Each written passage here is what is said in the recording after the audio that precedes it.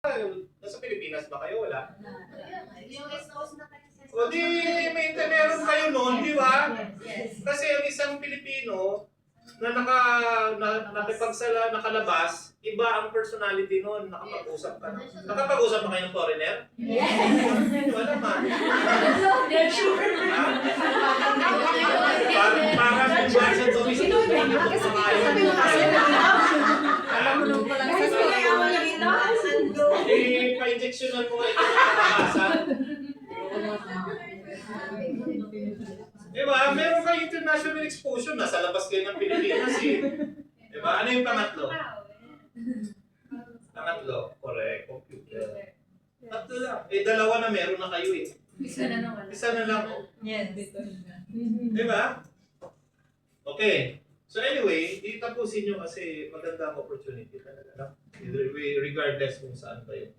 Huwag niyo parinig kay Miss Juby na pinapaaral ko kayo sa iba. Natin. Okay.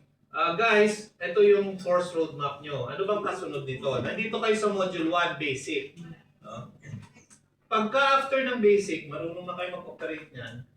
Kung gusto nyo mag-advance sa Module 2, which is Microsoft Word, halimbawa tatanggap kayo ng mga typing jobs, halimbawa may retired na businessman sa Canada, gusto niyang ipatype sa yung palang buhay niya, 1,000 pages. Kailangan marunong ka ng Microsoft Word. Gagawa ka ng resume sa tapat ng eskwelahan, or may malapit ka sa mga building na maraming employment agency, diba? Gagawa ka ng mga resume. Microsoft Word kailangan niya. Ang Microsoft Word have two modules, 2A and 2B. Okay? Per module, that's 200. So kung magpa-Microsoft Word ka, 400 ang total.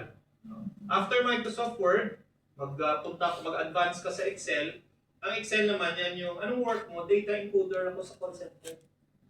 So ibig sabihin, marunong ka ng Excel. No, plano mo pumasok sa bangko, marunong ka ng Excel. No, Excel is about math yan. Math and data encoding. No. So dalawa rin ang Excel, 3A and 3B. 200 din.